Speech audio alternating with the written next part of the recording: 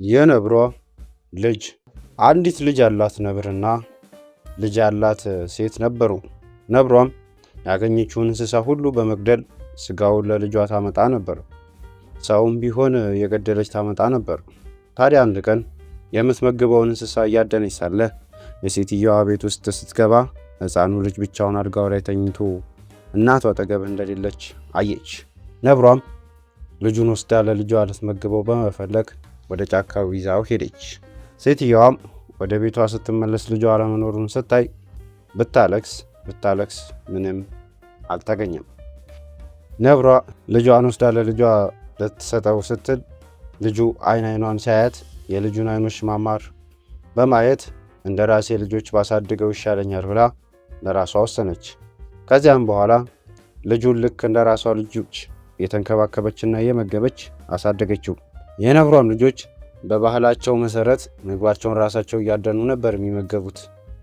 ነገር ግን የሰው ልጅ የሆነው ሕፃን ይህንን ማድረግ ስለማይችል በነብሯ ላይ ጥገኛ በመሆን ነብሯን እያደነች ምግብ በማምጣት ተመግበው ነበር።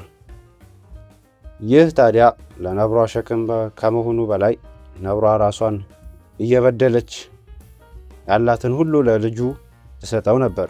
አንድ ቀን ልጁ እንዲህ አለችው፣ አንተ እንደኔ ልጆች ለራስ ማደን አትችልምና ሁልጊዜ እኔን መጠበቅ ግድ ይሆንብሃል። እኔም ጊዜን ሁሉ ለአንተ ምግብ በመፈለግ ስለማጠፋ ሸክም እየሆንክብኝ ነውና ኩህ ወላጆች ቤት መልስህና እዛ እንደ ሌሎቹ ሰዎች መኖር ትችላለህ አለችው። ልጁ መሄድ ስለፈለገ ነብሯ ወደ ወላጆቹ ቤት ወስዳው ከበራፉ ላይ ካደረገችው በኋላ ወደ ጫካው ተመልሳ ሄደች። ወላጆቹም ከሄዱበት ሲመለሱ ልጁ አድጎና በመልክ ልክ አባቱ መስሎ አገኙት። ምግብን በሰጡት ጊዜ የእነርሱ ምግብ ስላለመደ አልበላም በማለቱ ወላጆቹ አንዳች ነገር ሆኖ ይሆናል ብለው ገመቱ። ምን ሊሆን ይችላል? ምንስ ነክቶት ይሆን ብለው አሰቡ። ከዚያም ስጋ ሲሰጡት ልክ እንደ እንስሳ እየዘነጠለ ይበላ ጀመር። በዚህ ጊዜ አሃ ልጃችን ተወስዶ የነበረው በነብር መሆን አለበት፣ ስጋ የሚወደው ልክ እንደ ነብሮች ነው አለ።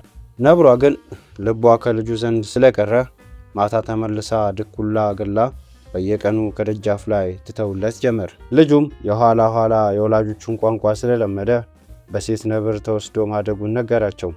ታዲያ የልጁ አባት እንግዲያውስ ያሳደገች ነብር እንዴት ነበረች? ተወዳት ነበር ብሎ ሲጠይቀው አሁን ብሎ መለሰለት። በመቀጠልም አባትየው እንዴት ነው ያሳደገችህ ብሎ ጠየቀው።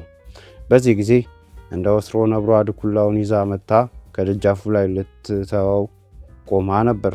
ልጁም ጥሩ ኑሮ ነበር የምኖረው፣ ስራ አልሰራም፣ ብዙ ስጋ አገኝ ነበር፣ ሁሉ ነገሯ ጥሩ ነበር፣ ትወደኝም ነበር። ጠረኗስ ብሎ ሲጠይቀው መጥፎ ጠረን ነበራት ብሎ ለአባትየው ሲነግረው ነብሯ ሰምታ ተናደደች፣ አዘነችም። ይህንን ልጅ በእውነት ወደው ነበር ብላ አሰበች። ልጁም ወሬውን በመቀጠል በጣም መጥፎና የማይቻል ጠረን ነበራት እያለ ይናገር ነበር። ነብሯም ለእሷ ይህንን መጥፎ ስም የሰጡኝ ወላጆቹ እንጂ ልጁ አይደለም፣ ለምንድን ነው ይህንን ሁሉ ጥያቄ የሚጠይቁት ብላ በማሰብ ቂም ይዛ ልትበቀላቸው ወሰነች። በማግስቱ ጧትም አባትየውን ነክሳ ገደለችው። በኋላ በቀል መሆኑን ለማሳየት ሳትበላው እዚያው በሩ ላይ ትታው ሄደች። አባትየው ከተቀበረም በኋላ በዚያው ቀን መታ እናትየውን ነክሳ ገደለቻት።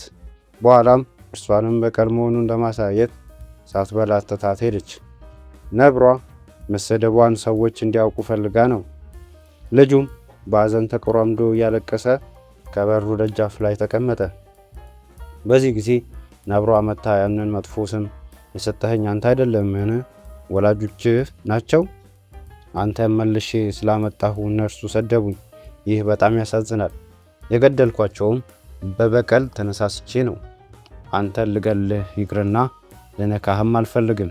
ምክንያቱም ስላሳደግኩህ አንተን መጉዳት ልቤ አይችልም። ምንም ብትለኝም አንተ አሁንም ልጄ ነህ አለችው። ልጁንም አቅፋ ዳበሰችው። የሌላ ሰው ዘመድህ ያልሆነን ሰው ስታሳድግ በምስጋና ቢስነታቸው ሊያስቀይሙ ይችላሉ አለችው። ልጆች አንድ ነገርን ለሌሎች ሰዎች በምናደርግበት ጊዜ ከሌሎች ሰዎች ምስጋና መፈለግ የለብንም። የምናደርገውን ነገር ለራሳችን መልካምነትና ታዛዥ መሆናችንን ለማረጋገጥ ብቻ ይሁን። ግን ከሌሎች ሰዎች ምስጋናን የምንጠብቅና ከእነሱ ያለንን ነገር ለማግኘት ምንፈልግ ከሆነ ከብዙ ነገሮቻችን እንሰናከላለን። እስከ ቀጣይ ጊዜ መልካም ይሁንላችሁ።